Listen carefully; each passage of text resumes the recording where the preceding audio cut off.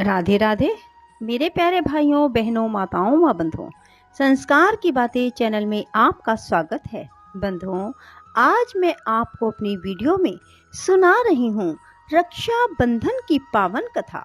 बंधुओं, आज सावन मास की पूर्णिमा के दिन, रक्षा बंधन के त्योहार के दिन, मैं आपको रक्षा बंधन की पावन कथा श्रवण करवाने जा रही हूँ। आप सभी को रक्षा बंधन के पर्व की बहुत बहुत बधाई हो। बंधुओं, यदि आपने YouTube चैनल संस्कार की बातें अब तक सब्सक्राइब नहीं किया तो जरूर करें और बेल आइकन दबाना ना भूलें। कथा को सुनने के बाद कमेंट बॉक्स में राधे राधे अवश्य लिखें। बोलो कृष्ण भगवान की जय हो, राधा रानी की जय, शिव शंकर भोलेनाथ की जय। एक बार युधिष्ठिर ने भगवान श्री कृष्ण से पूछा, हे अच्युत, मुझे रक्षा बंधन की वह कथा सुनाइए जिससे मनुष्यों की प्रेत बाधा और दुख दूर होता है। भगवान कृष्ण ने कहा, हे पांडव श्रेष्ठ, एक बार दैत्यों तथा सुरों में युद्ध छिड़ गया और वह युद्ध लगातार 12 वर्षों तक चलता रहा। असुरों ने देवताओं को पराजित करके उनके प्रतिनिधि इंद्र को भी पराजित कर दिया। ऐसी दशा में देवताओं सहित इंद्र अमरावती चले गए। उधर विजेता दैत्यराज ने तीनों लोकों को अपने वश में कर लिया। उसने राजपद से घोषित कर दिया कि इंद्रदेव सभा में ना आएं और देवता व मनुष्य यज्ञ कर्म ना करें। सभी लोग मेरी पूजा करें। दैत्यराज की इस आज्ञा से यज्ञ वेद पठन पाठन तथा उत्सव आदि समाप्त हो गए। धर्म के नाश से देवताओं का बल घटने लगा। यह देख इंद्र अपने गुरु बृहस्पति के पास गए और उनके चरणों में गिरकर निवेदन करने लगे, गुरुवर, ऐसी दशा में परिस्थितियां कहती हैं कि मुझे यही प्राण देने होंगे। ना तो मैं भाग सकता हूँ और ना ही युद्ध भूमि में टिक सकता हूँ। कोई उपाय बताइए। बृहस्पति देव ने इंद्र की वेदना सुनकर उसे रक्षा विधान करने को कहा। श्रावण पूर्णिमा को प्रातः काल निमन मंत्र से रक्षा विधान संपन्न किया गया। येन बद्धो बलि राजा दानवेंद्रो महाबल तेन त्वाम अभिवदनामि रक्षे माँ चल।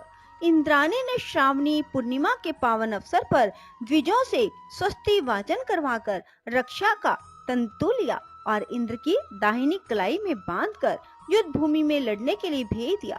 रक्षा बंधन के प्रभाव से दैत्य भाग खड़े हुए और इंद्र की विजय हुई।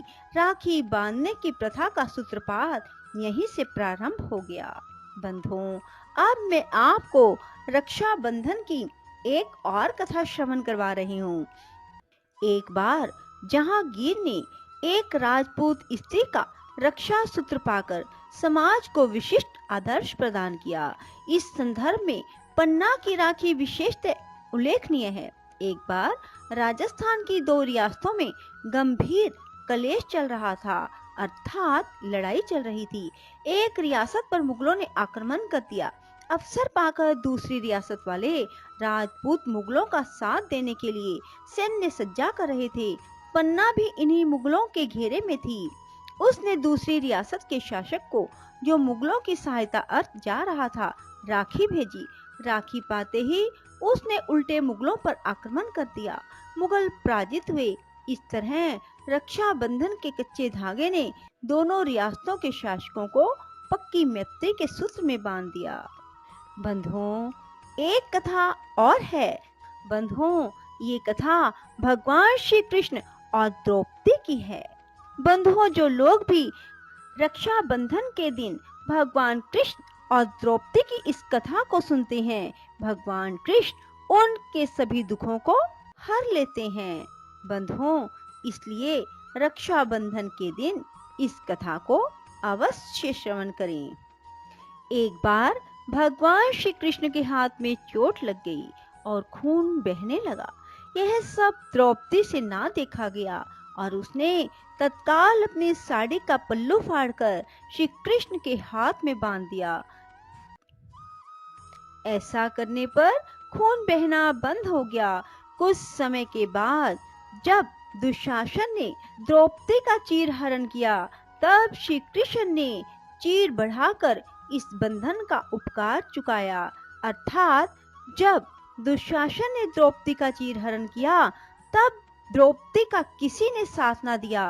द्रौपदी चीख चीख कर पुकार पुकार कर सबसे सहायता के लिए प्रार्थना करने लगी, परंतु द्रौपदी की सहायता के लिए कोई ना आया।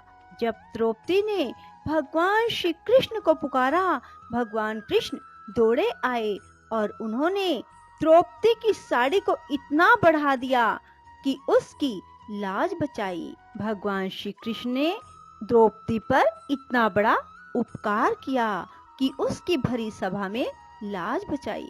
तभी से रक्षाबंधन का त्योहार प्रारंभ हो गया।